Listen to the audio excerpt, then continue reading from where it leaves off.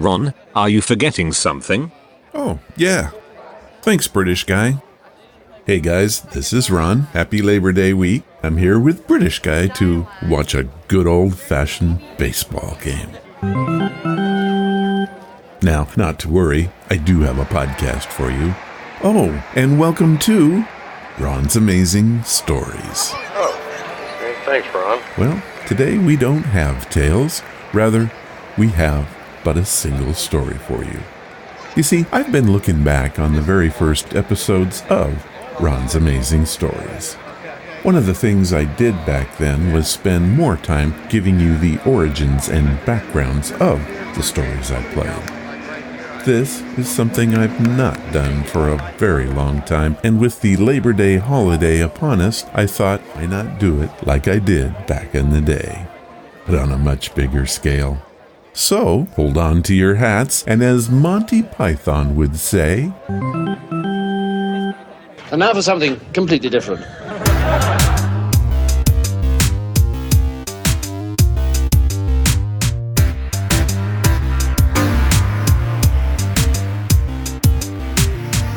Okay, so what single story can take up an entire podcast? Well, how about the classic film The Day the Earth Stood Still from 1951? Truly an American classic. It is a science fiction film produced and directed by Robert Weiss. The film stars Michael Rennie, Patricia Neal, Billy Gray, Hugh Marlowe, and Sam Jaffe. The screenplay was written by Edmund H. North and was based on the 1940 science fiction short story Farewell to the Master by Harry Bates. In 1995, the film was selected for preservation in the United States National Film Registry as culturally, historically, or aesthetically significant. And it is one of the best examples of early techno-horror. But there is a problem. The film is copyrighted and can't be played. However, in January of 1954, the film was reprised for old-time radio. It was showcased on America's favorite show at the time, LUX Radio Theater. This was a classic anthology series that was on the air for more than 20 years and continued on television through most of the 1950s.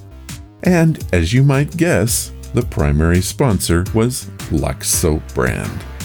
This is what you're about to hear, but with a twist. You see, I edited a bit and added some to hopefully make it a more unique experience. I hope you enjoy the show. I know you will love the story. Lux presents Hollywood.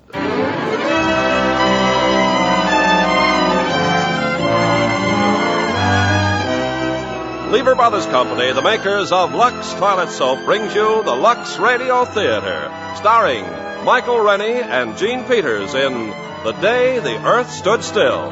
Ladies and gentlemen, your producer, Mr. Irving Cummings.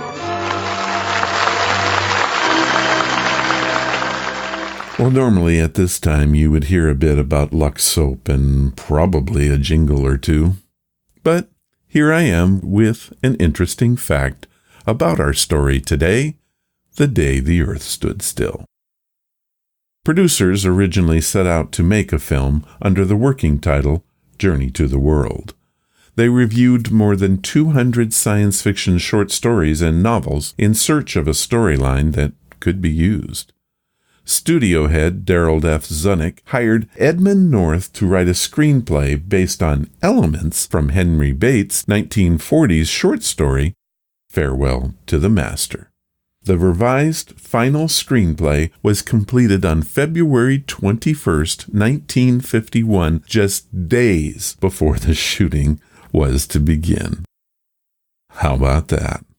So, here is Act 1 of that very same script adapted for radio in 1954.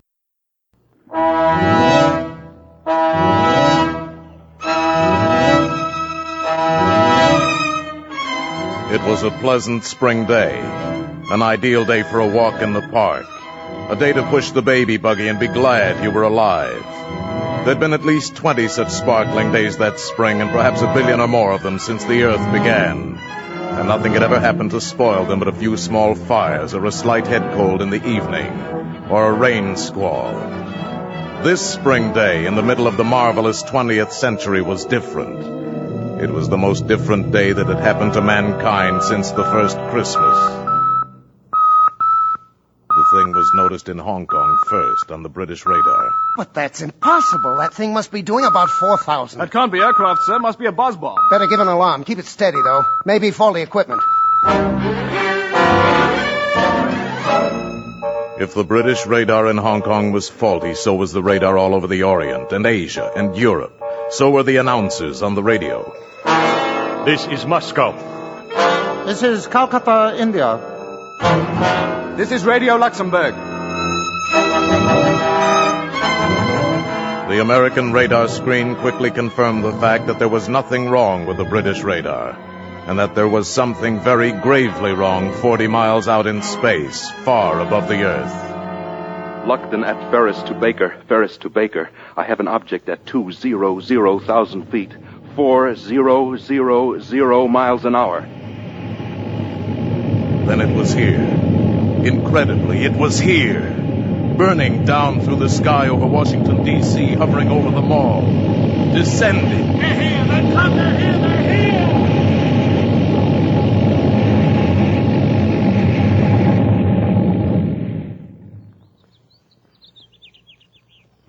Not a sound. Stillness. Not a move from the cordon of tanks and armored cars and troops in full battle dress. Not a sound or gesture from the monstrous domed disk resting on the grass. The ship designed for travel outside the Earth's atmosphere landed in Washington today at 3:47 p.m. Eastern Standard Time. We still do not know where it came from. The ship is now resting exactly where it landed 2 hours ago. So far, there is no sign of life from inside the ship. Behind the cordon of troops, tanks, and artillery is a huge crowd of curiosity seekers. Every eye, every weapon is trained on the ship. The atmosphere is one of terrific tension rather than of fear. It's been that way for... Just a minute, ladies and gentlemen. I think something's happening. The spaceship is opening up. Someone is coming out. Keep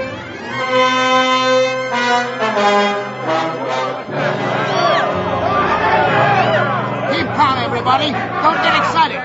Keep calm. Quiet. A wedge is opened in the smooth, unbroken metal skin of the spaceship. A ramp slithers out on the grass. Against an eerie glow of unearthly light from inside the spaceship stands the spaceman. He is a man, entirely like ourselves. He wears a close-fitting suit like a deep-sea diver's armor, but of alien material. A spherical helmet entirely conceals his head. He holds up his hand. He is going to speak. We have come to visit you in peace and with goodwill. Receive me as a friend. Here he comes, men. Watch it. Keep that BAR trained on him. He's gone for something in his tunic, sir. Quiet. It's a ray gun or something. I'm going to let him have it. No, wait! You fool, he's down. Hold back that crowd. Everybody, back! Your wound doesn't look too bad. I'm sorry, but you shouldn't have gone for that ray gun. It was not a weapon. He understands us. It was a gift for your president. With it, you might have studied life on other planets. What's bothering the crowd, Lieutenant? Tell him to... Oh, no. Oh, no. A nightmare stands on the ramp leading out of the spaceship. A mechanical giant, monstrous, all metal and menace, with a visor in his helmet lifting slowly, revealing a dreadful light boiling within that metal head. And suddenly, out of that incandescence, a narrow ray.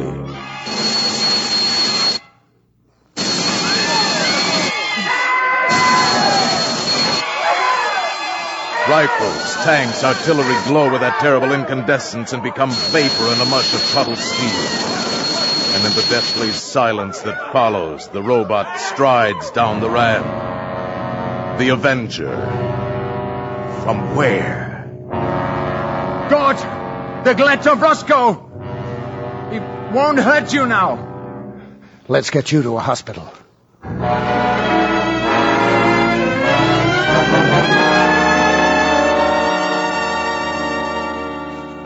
Good afternoon, sir.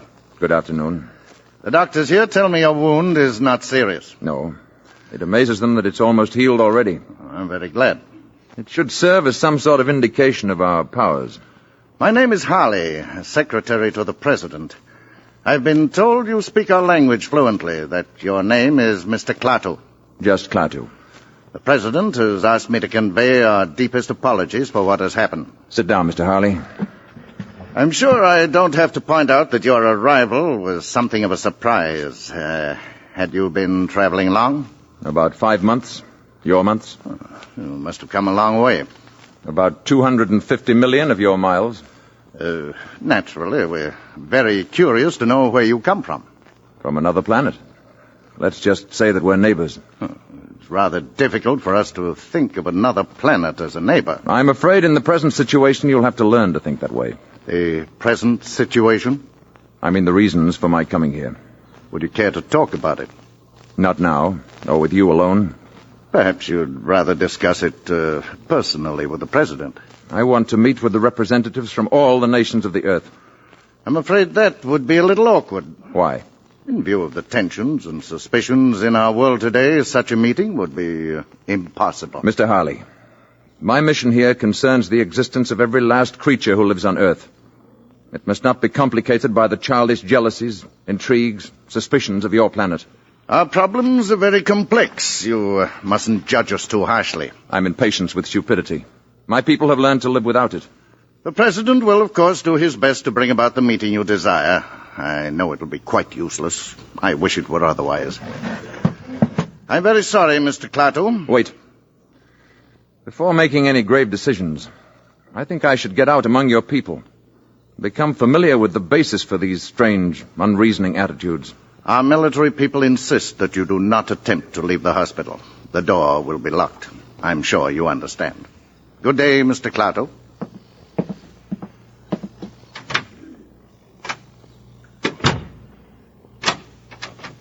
The door will be locked. Will it now? Klaatu escaped, nor could the embarrassing news of his disappearance long be suppressed. It was read about in the papers and described in excited tones over the radio. Authorities at Walter Reed Hospital still refuse to comment on how he managed to escape, except to say that he broke into a hospital locker and stole clothing belonging to a staff doctor. While the government does not minimize the crisis... This was the latest and the only news. And among the countless millions listening were two men and a woman in an ordinary home on an ordinary street in Washington. Mrs. Crockett's rooming house. We are warned, however, there was Mrs. Crockett and Helen Benson and little Bobby Benson. We may be up against powers that are beyond our control or understanding. Oh, and that I just can't stand any more of this. Oh, I wanted to hear more, Mrs. Crockett. It's exciting, isn't it, Mother? Hush, Bobby. Exciting? It's enough to drive a person...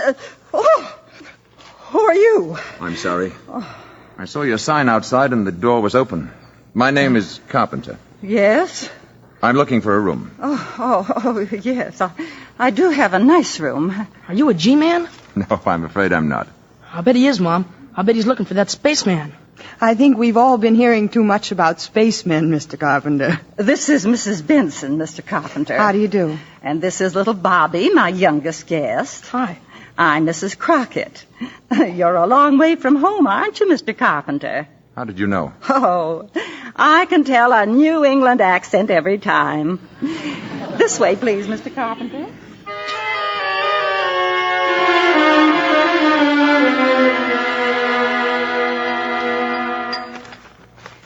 And so this Sunday morning we asked the question that has been plaguing the entire world for 2 days now.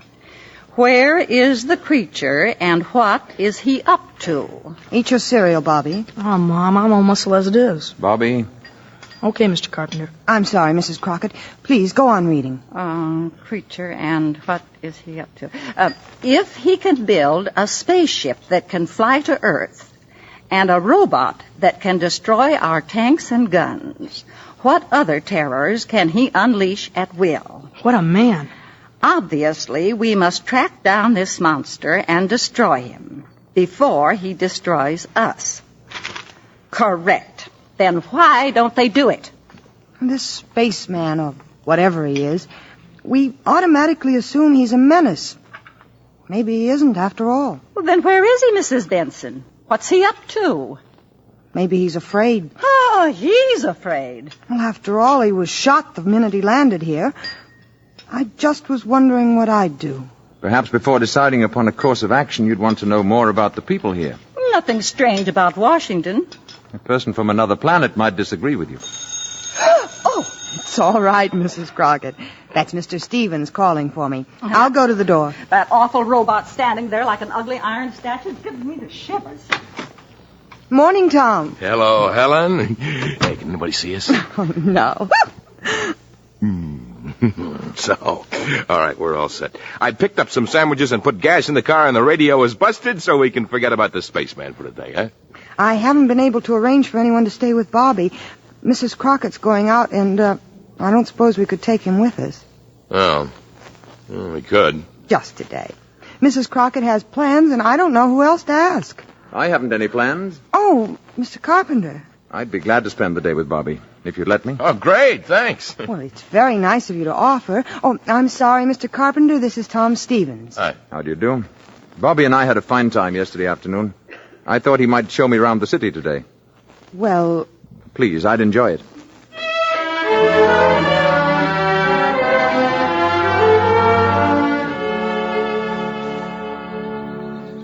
And this is where my father is buried.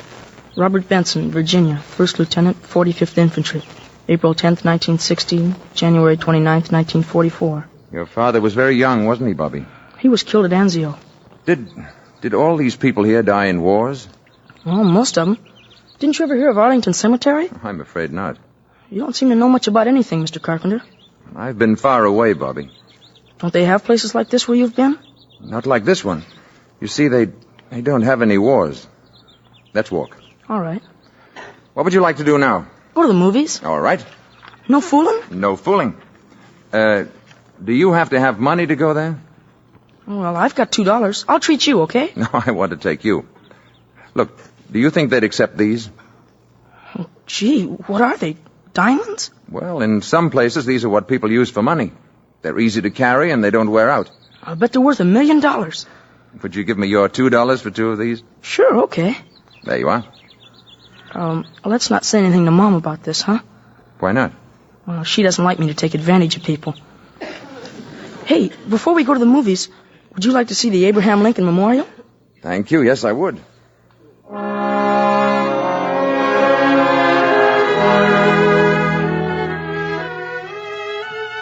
Well, this is it. That's the Gettysburg speech up there. That this nation under God shall have a new birth of freedom, and that government of the people, by the people, and for the people shall not perish from the earth. Those are great words. That's some statue. That's the kind of man I'd like to talk to. Bobby, who is the greatest man in America today? Oh, gee, I don't know. The spaceman, I guess. I was speaking of Earthmen. Oh, I don't know. The president? I mean the greatest philosopher, the greatest thinker, scholar. Oh, well, that's Professor Barnhart, I guess. Yes, Professor Barnhart. He's the greatest scientist in the world, and he lives right here in Washington, right near where my mother works. Where is that? Department of Commerce. She's a secretary. Why? I have an idea, Bobby. Let's go see Professor Barnhart. What for? You just said he's the greatest man in America. You're kidding, aren't you? Wouldn't you like to meet him? Oh, sure I would. Oh, go on. I bet you'd be scared. Maybe we can scare him more than he can scare us. I like you, Mr. Carpenter. You're a real screwball.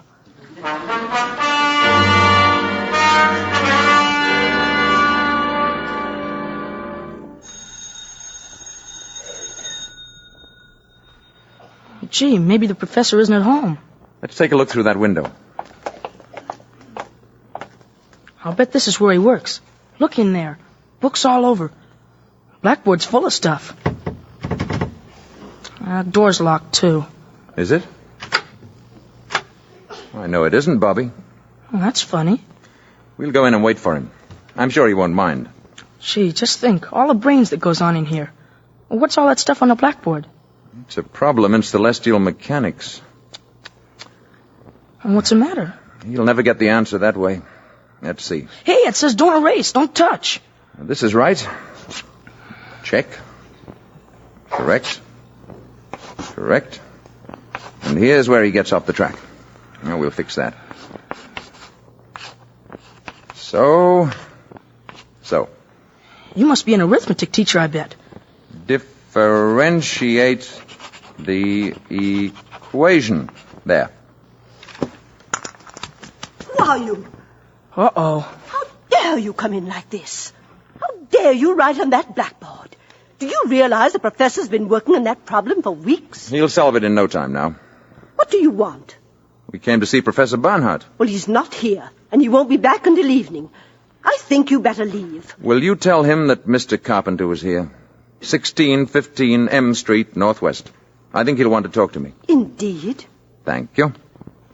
Oh, it may have entered your mind to erase what I've written on the blackboard. It certainly has. I wouldn't do that. The professor needs it very badly. Come on, Bobby. Carpenter, 1650 M Street, Northwest. Carpenter, M Street. Operator, give me the police.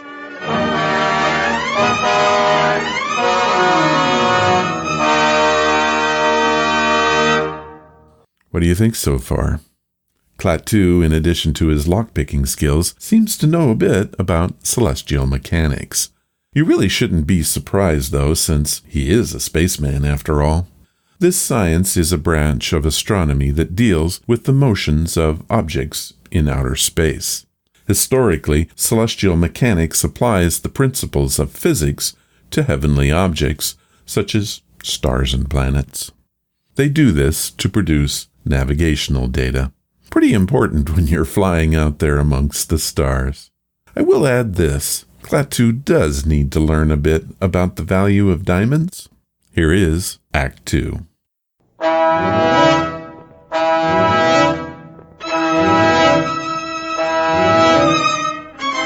It is early evening of the same day.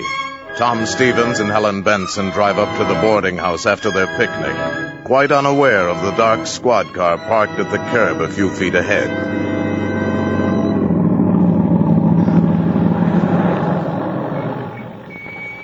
Well, here we are. Thank you, Tom. It was a wonderful day. You, still haven't answered my question. Oh, you know how I feel, Tom. But I still want time to think it over. If I could only tell the boss I was getting married and acquiring 2 dependents. You're a good salesman. A good salesman wouldn't give you time to think about it. Good night. Didn't you forget something? Now, good night. Good night.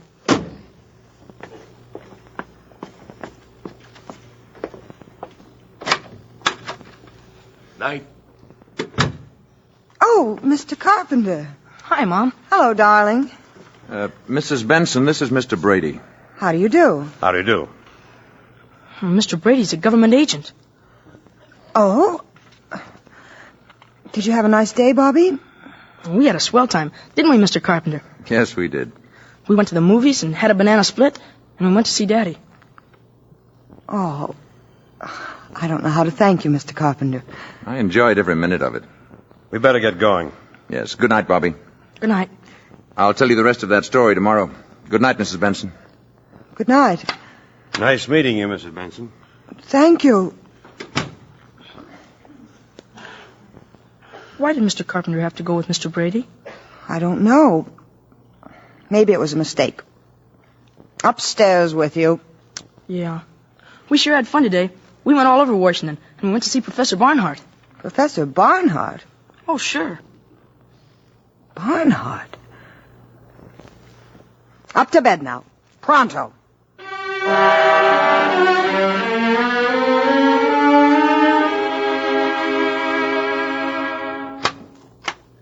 Is this the man you wanted to see, Professor Barnhart? Oh, thank you, Mr. Brady. If I may speak to Mr. Carpenter alone, please. I'll wait outside, Professor. You are Mr. Carpenter.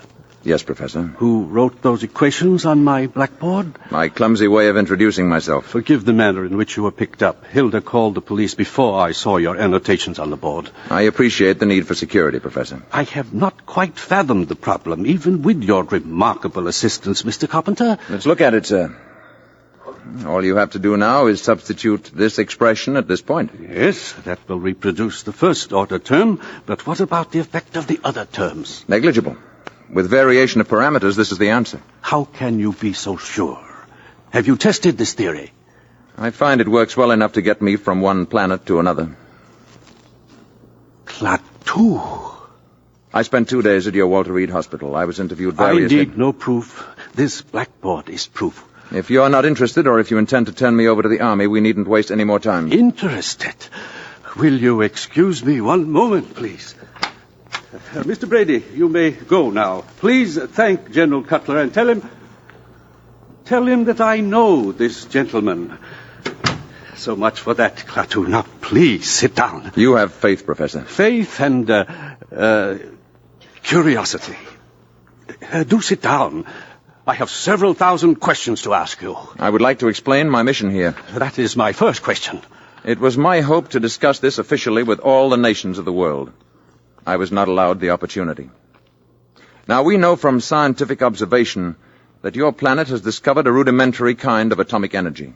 We also know that you're experimenting with rockets. Yes, that is true. What exactly is the nature of your mission? To warn you that your planet faces danger. What I have to say must be said to all concerned. I come to you as a last resort. Must I take drastic action in order to get a hearing? What sort of action do you mean? Violent action? Perhaps leveling the island of Manhattan? Or toppling the Rock of Gibraltar into the sea? Well?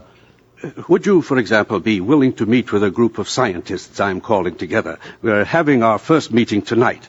Perhaps you could explain your mission to them, and they in turn could present it to their various peoples. That is what I came to see you about. One thing, Klaatu. Suppose this group should reject your proposals. What is the alternative? There is no alternative, Professor. In such a case, the planet Earth would have to be eliminated. Such power exists? I assure you, such power exists. The scientists who are attending these meetings have come here from all over the world. Now, this power you speak of, they must be made to realize that it exists. Now, you mentioned a demonstration of force. Yes. Something that would affect the entire planet? That can be arranged. Perhaps a little demonstration. Something dramatic but not destructive. It's quite an interesting problem. Would tomorrow be all right? If you say so. Say about noon? Then tomorrow at noon. Good.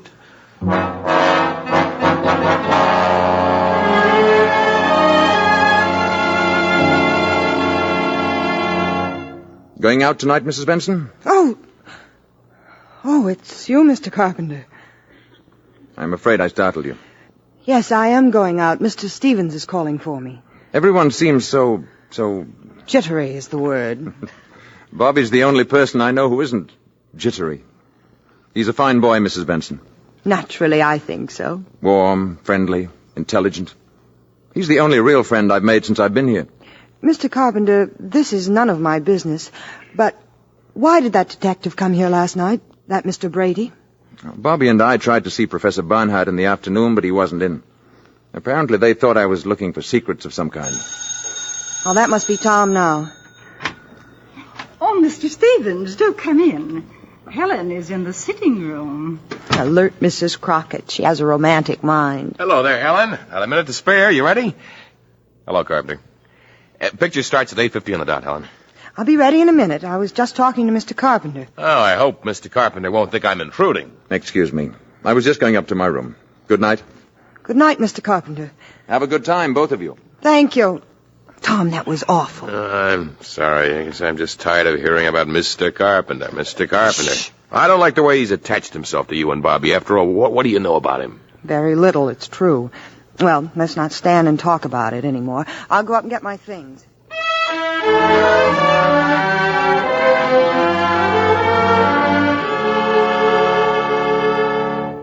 Gee, Mr. Mr. Carpenter. Thanks a lot for helping me with my homework. That's all there is to it, Bobby, my boy.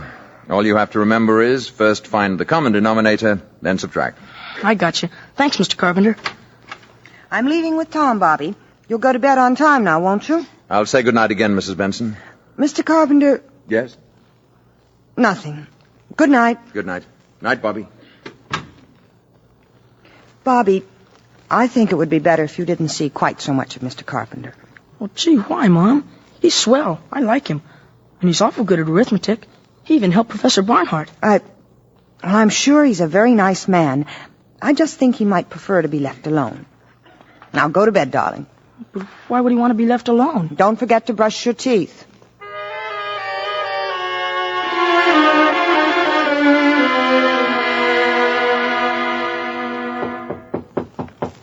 Come in. Bobby, do you have a flashlight I might borrow for tonight? Oh, sure, Mr. Carpenter. It's a real Boy Scout one. Thank you, Bobby. Well, why do you want it?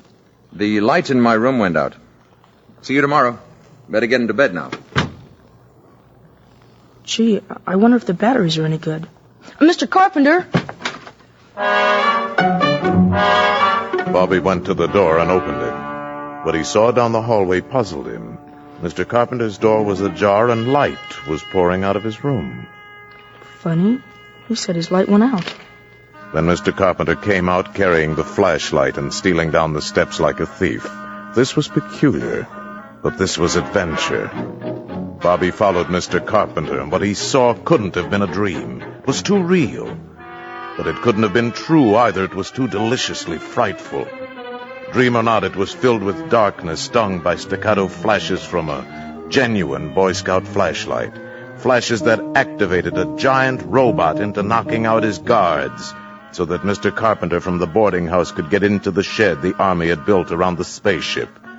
And dream or not, Bobby saw this Mr. Carpenter go into the spaceship.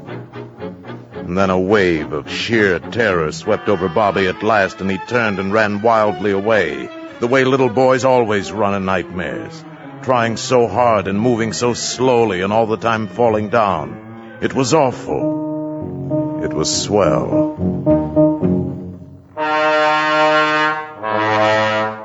When his mother came home around midnight, Bobby was curled up on the sofa.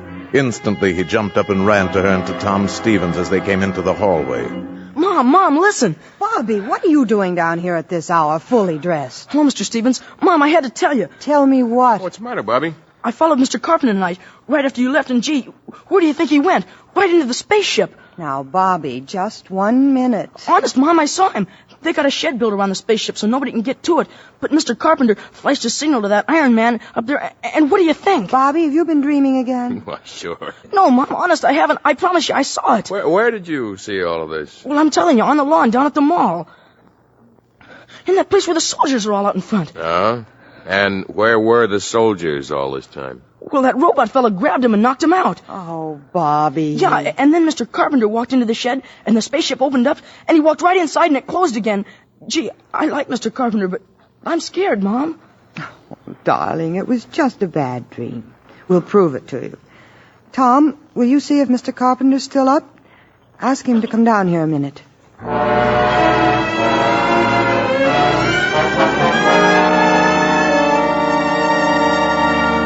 Helen. Yes, Tom? Helen, he's not there, but look what I found on the carpet. It can't be a diamond, can it? I don't know. But it's much too big. Oh, but it looks real to me. Oh, Mr. Carpenter's got lots of them. He gave a couple of them to me. Here.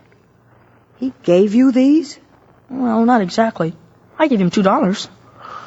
I don't know, but this whole thing, it just doesn't make sense. Look, Helen, do you think it's all right for you to stay here? There's a strong lock on my door. And Bobby's going to sleep in my room tonight. Okay. Upstairs, nightmare boy. It wasn't a nightmare. Bobby. Yeah, Mom? Bobby, your shoes are soaking wet. Yeah, grass on the mall was kind of wet. Good night, all. Oh, Tom. I wonder.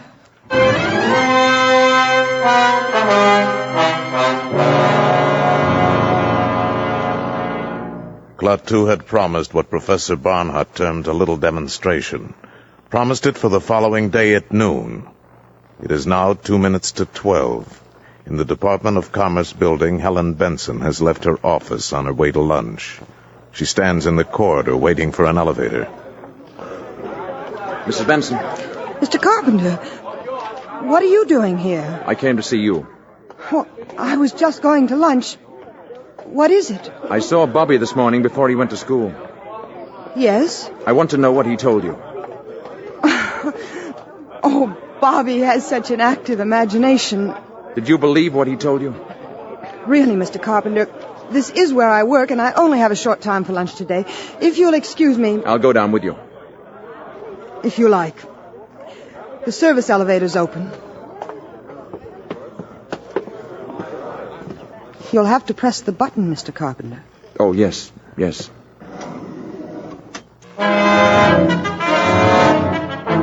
It was just 5 seconds before noon of that fateful day when Helen Benson and Mr. Carpenter stepped into that electric elevator. At that same moment, the enormous commerce of our briskly modern world roared and thundered in the streets.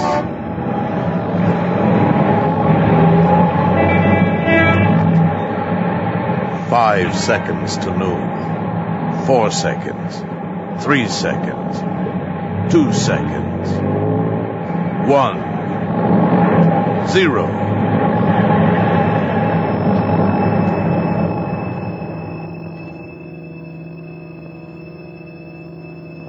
High noon. And silence. All over the world, traffic stopped dead in a million streets. Here and there a horse-drawn vehicle clopped its melancholy way among the motionless motors. Bicycles moved before awe and the common desolation made the riders stop of their own free will. Electric clocks stopped on the dot of noon. All across the powered world, the machines stood still. Toasters failed to pop and battle fleets on maneuvers drifted aimlessly on their dead propellers. Joe Smith's milkshake didn't spin, and the humming turbines deep in Hoover Dam didn't produce current. Mrs. Housewife's washer stopped in the middle of its cycle, and electric lights went out all over the world. At a conference table in Washington, a hasty council of the armed services was held. As far as we can tell, gentlemen, all electric power has been cut off all over with few exceptions, and even these exceptions are remarkable. Hospitals, planes in flight, that sort of thing. I wish I could be more specific, but all communications are out.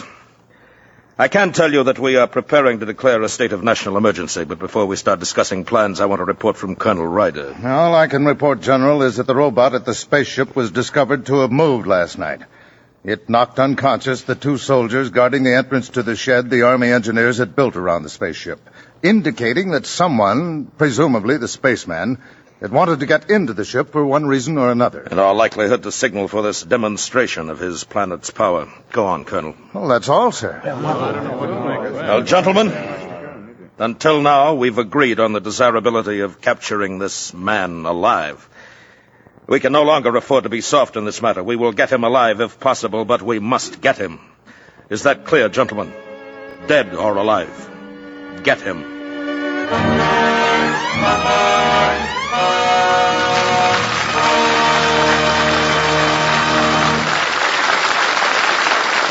Well, you heard it here, and I'm now willing to confirm that the incredibly powerful and eminently useful tour de force genuine Boy Scout flashlight does, in fact, exist.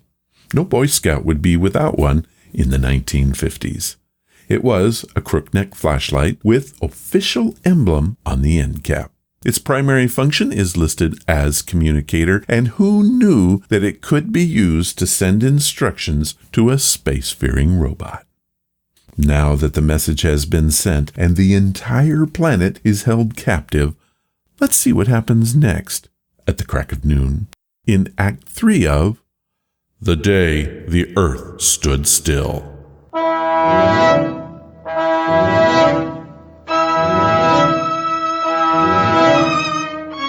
All over the world, electric power has been neutralized on the stroke of noon, as a token of the spaceman's power and as a warning to the Earth. While they've been trapped between floors in an elevator, the spaceman has told Helen his identity and purpose here.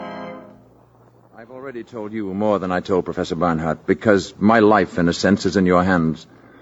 But if I die, a world, your world, may die too. Yes, I understand. I thought if you knew the facts, you'd appreciate the importance of my not being caught before the meeting tonight with the world scientists. Yes, of course. Of course I do. You hold great hope for this meeting, don't you? I can see no other hope for your planet. If the meeting should fail, then I'm afraid there is no hope. Oh, the lights. And we started again. It must be 12:30. Yes, exactly.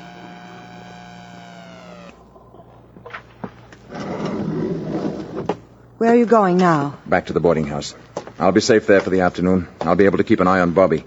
He's the only other person who knows about me. No. Wait a minute. There is someone else. How? They can't be. Tom. He was with me last night when Bobby told me what he saw. Oh. Well, of course, he doesn't know anything definite, and, well, he talked to me first before... But then we can't take a chance, can we? Can you get in touch with him? I think so. I mean at once, now. I'll try.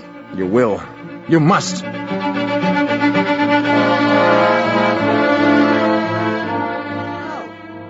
Hello. Operator, I was connected with my party. Please. Hello? Oh, is this Mr. Tom Stevens' office again? We were Well, I must speak to Mr. No, Mr. Stevens. Yes, this is Mrs. Benson. Benson! Well, when do you expect him in, then? Well, will you tell him I called, and please not to leave his office. I'm coming down to see him. Yes, it's very important. To you, too.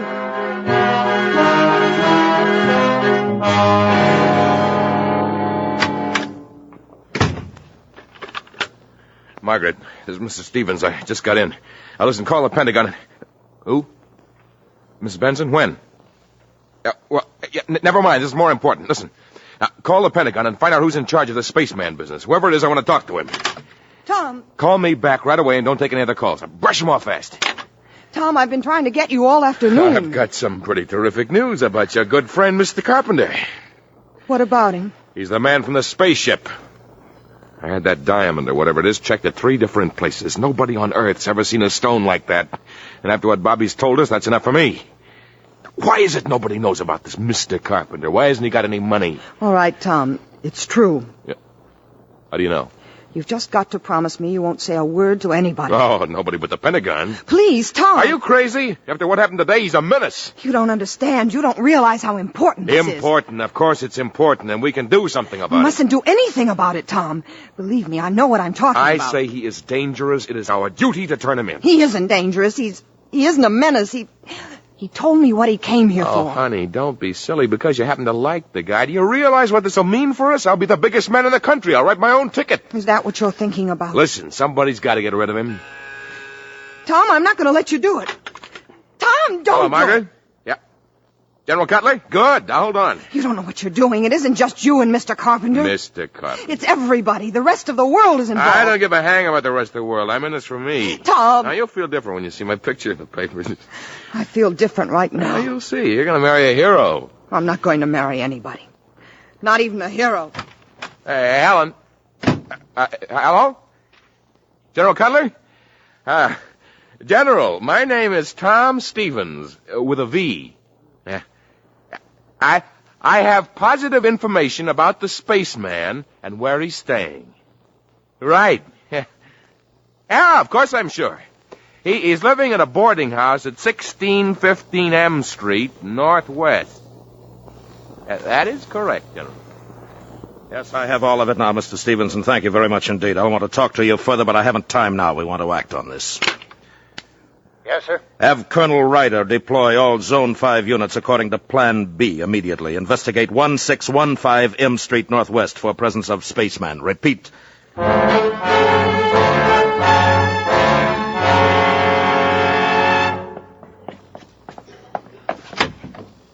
Mr. Carpenter. Right here.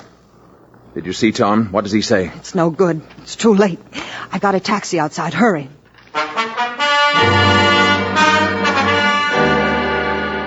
Attention Zone 5. Attention Zone 5. Man and woman observed entering taxi at 1615 M Street Northwest. Man is probably Klaatu, alias Carpenter. Establish roadblocks according to plan Baker and maintain station. Remain on radio alert until further orders. I don't know. I think we may have been seen getting into the taxi. Where can you go? I'm sure Barnhart can arrange to hide me until the meeting tonight. Where's it going to be? At the ship. Now look there. Army cars. Full troops in full gear. The alarm is out all right. It's only a few more blocks to Professor Barnhart's. I'm worried about Gort. I'm afraid of what he might do if anything should happen to me. Gort? But he's a robot. He's a product of centuries of refinement. But what could he do without you? There's no limit to what he could do. He could destroy the Earth. And the city is swarming with patrol cars, hunting you. How can we tell them? They won't listen. You must listen. If anything happens to me, you must go to Gort. You must give him this message. Klaatu, Barada, Nikto. Gort. Klaatu, Barada, Nikto. Say it. Gort. Klaatu, Barada... Nikto. Gort. Klaatu, Barada, Nikto. Klaatu, Barada, Nikto. Remember those words. Klaatu, Barada, Nikto.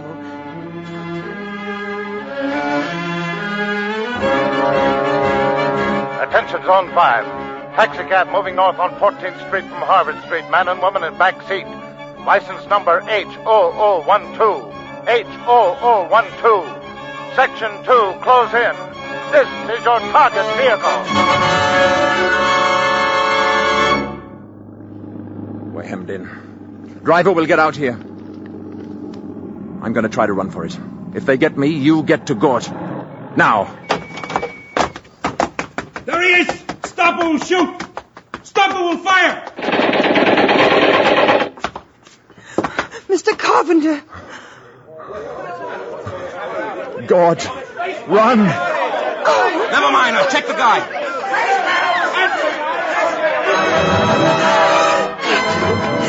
Barada, Nikto. Klaatu, Barada, Nikto. Klaatu.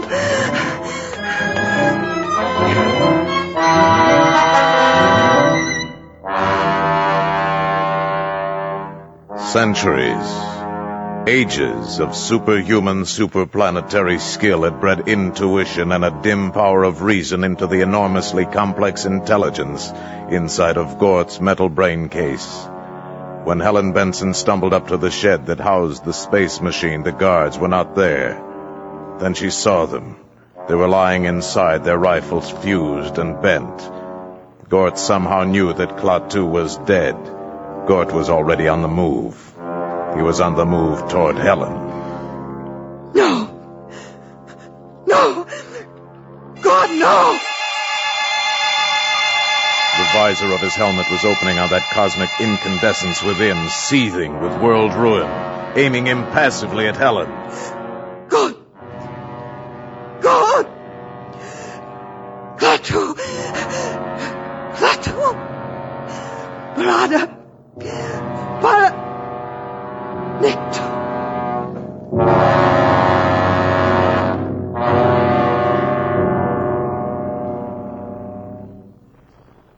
Helen Benson fainted.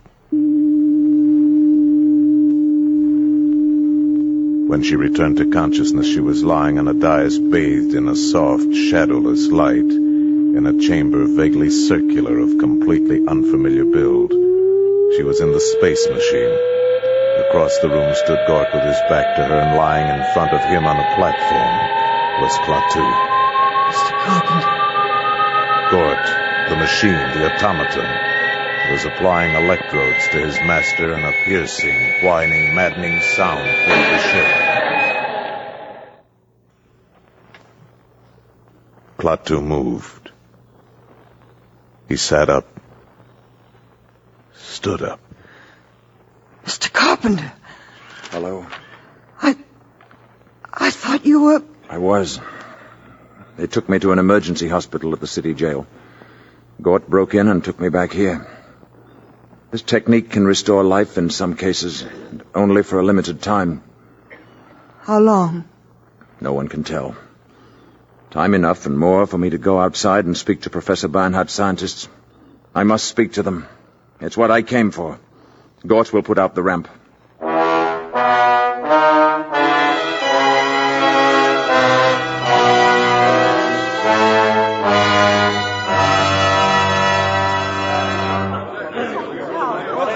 You people of Earth, you men of science, you are here from all over your world, Europe, Asia, representing many nations, many ideas.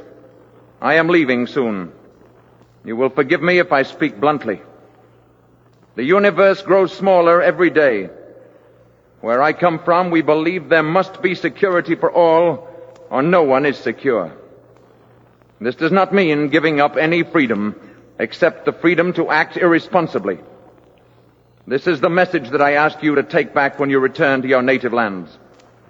Tell your people and your governments that we have created a race of robots whose function it is to patrol the planets in spaceships and preserve the peace. At the first sign of treachery, they will act automatically. Nothing you have here on Earth can stop them. The penalty for provoking their action is too terrible to risk. Your choice is simple. Live in peace or perish in violence. We shall be waiting for your answer. The decision rests with you. Gort, Baringo.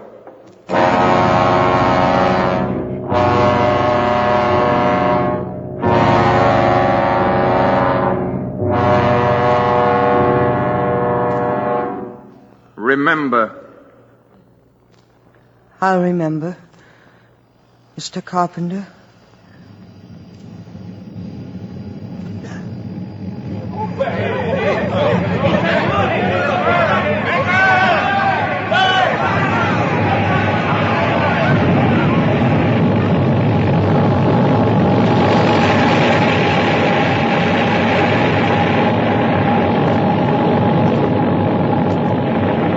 And as they had seen him come, so did they see him depart. And the people of the earth pondered upon the warning.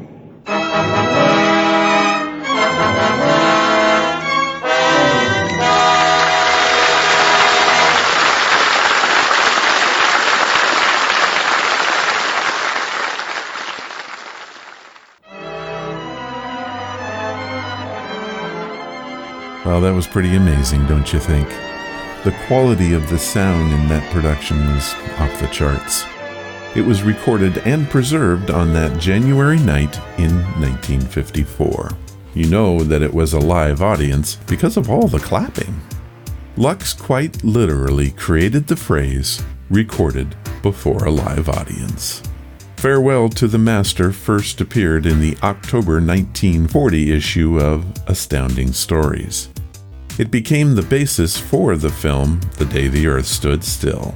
The story morphed from Bates' original conception into a cerebral science fiction cinematic classic.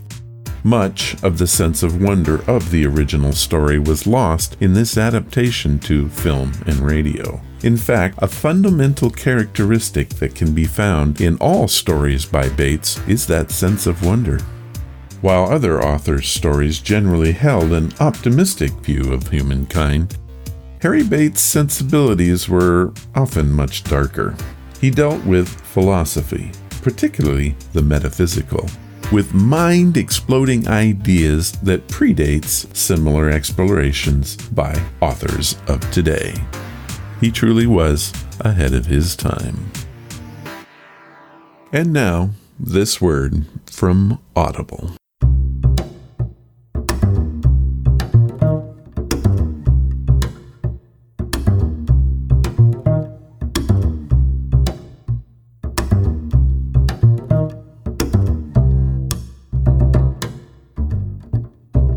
Today's podcast is brought to you by Audible.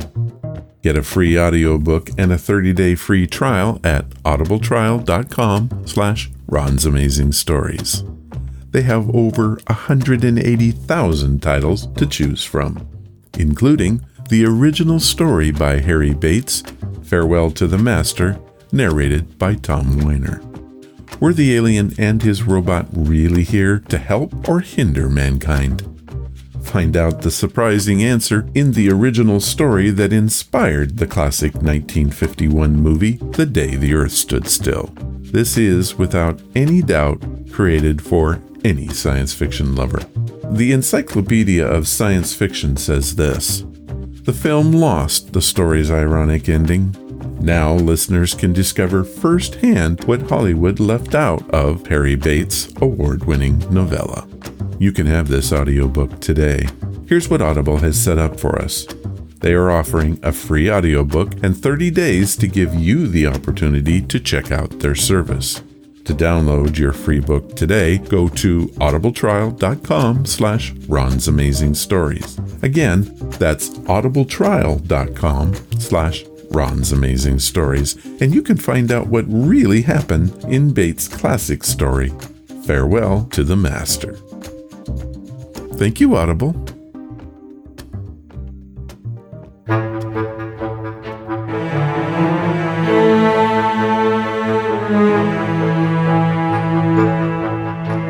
Well, that's all for this podcast. I know that this was very different from what we've been doing lately, but it's only for the Labor Day holiday. Next week, we will be back with your stories and much more. If you want to follow the podcast or the blog, just head to ronsamazingstories.com. There you will find an amazing number of links that should fit every need. Do you want to help the show? The best thing you can do is to tell your friends about it, and please leave reviews or feedback wherever you listen. This really does help us to grow. Thank you for listening, and I hope you come again to find out what are Ron's Amazing Stories.